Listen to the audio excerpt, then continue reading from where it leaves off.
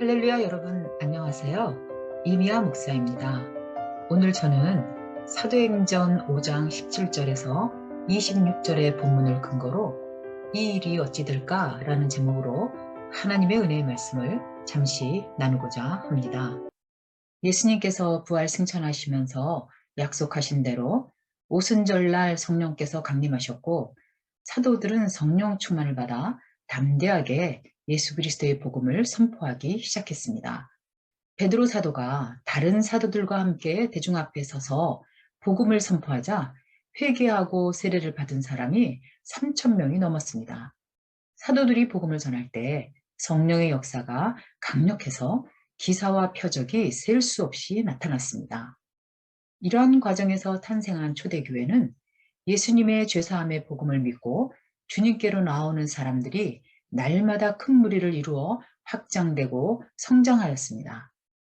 사도들은 예수님이 행하신 기적을 행했습니다.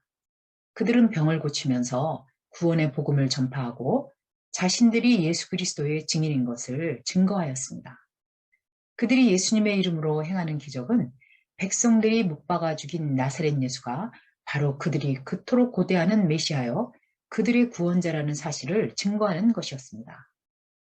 이렇게 사도들로 인해 예수 그리스도의 이름과 죄사함의 복음이 백성들에게 급속도로 퍼져나가자 심각하게 경계하는 무리들이 있었습니다.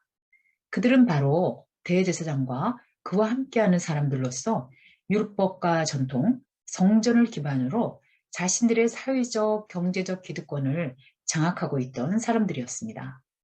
그들은 자신들의 기득권의 위험 요소가 되는 초대교회의 확장을 싹부터 잘라야겠다고 생각했습니다.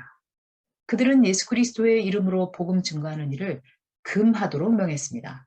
계속 놔두면 자신들이 고수하는 교리 자체가 부정되는 것이기도 했습니다. 무엇보다 가장 큰 동기는 시기심이었습니다. 그들의 기득권의 행사는 일반 대중의 인정과 인기와도 직결되는 것이었는데 자신들이 보기에 보잘것없는 사람들이 그렇게 짧은 시기에 그렇게 많은 백성들의 지지를 받는다는 사실을 참을 수가 없었습니다. 특히나 사내들인 공회원들은 자신들의 지위와 학식에 대단한 프라이드를 가지고 있었습니다. 그들의 눈에 볼 때 한낱 갈릴리 어부들 따위가 감히 대중 앞에서 예상치 못한 뛰어난 연설을 하고 백성들의 마음을 훔치다니 그들에게는 용납할 수 없는 일이었습니다. 그들은 사도들을 잡아다가 옥에 가두었습니다. 그러나 천사가 밤중에 옥문을 열고 사도들을 끌어내서 성전에 가서 예수 그리스도의 복음을 백성들에게 선포하라고 명했습니다. 사도들은 새벽에 성전에 가서 복음을 전하고 있었는데 대제사장 무리들은 이 사실을 모른 채 사도들을 옥에서 끌어내어 공회 앞에 세우고자 하였습니다. 부하들은 옥에 갔다 와서 사도들이 다 사라진 것을 고했고 또 다른 이들은 제사장들에게 와서 사도들이 성전에 서서 백성에게 복음을 전하고 있다고 보고했습니다. 성전을 담당하고 있던 책임자들과 제사장들은 걱정하기 시작했습니다.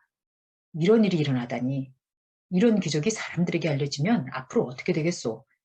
그래서 그들은 성전 마당에 서 있는 사도들을 다시 붙잡아 왔지만 백성들이 보고 있는지라 강요하지 못하고 사도들의 동의하에 데려왔습니다. 간신히 체면을 세운 대제사장이 사도들에게 말했습니다. 왜 예수 이름으로 가르치지 말라고 명했는데 어겼느냐? 그의 죽음에 대한 책임을 우리한테 돌리려 하느냐? 그렇습니다.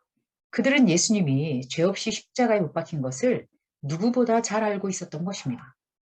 베드로를 비롯한 사도들은 두려움 없이 답했습니다. 사람보다 하나님께 순종하는 것이 마땅한 일이요. 당신들이 십자가에 못 박아 죽인 예수님을 하나님께서 살리시고 권능의 어린 손으로 높이사 왕과 구세주가 되게 하셨소. 우리는 이 일의 증인이고 성령께서도 이를 증거하고 있소. 사도들은 풀려났고 성전에서든지 집에서든지 계속해서 예수님이 그리스도라고 가르치고 전도했습니다. 오늘 우리는 본문을 통해서 그리스도의 복음을 저지하고자 하는 사탄의 해방은 복음이 증거되는 곳에 늘 수반되고 있음을 보게 됩니다. 그러나 하나님의 뜻은 우리가 그 모든 도전에도 불구하고 복음을 증거하는 일이라는 것, 또한 우리가 담대히 복음을 증거할 때 성령께서 능력으로 보호하시고 기적과 표적을 통해 증거해 주신다는 사실을 발견하게 됩니다. 하나님의 뜻대로 살고 그리스도의 복음을 증거하는 삶을 살 때에 우리의 삶에는 저지하는 세력이 움직입니다. 그러나 그것은 하나님의 말씀의 능력과 성령의 역사를 이길 수 없다는 것을 확신할 수 있습니다. 여러분 모두 하나님의 말씀과 성령의 능력을 힘입어 다양한 삶의 현장에서 하나님의 뜻을 이루고 예수 그리스도를 증거하는 믿음의 승리를 이루시기를 예수님의 이름으로 축원합니다.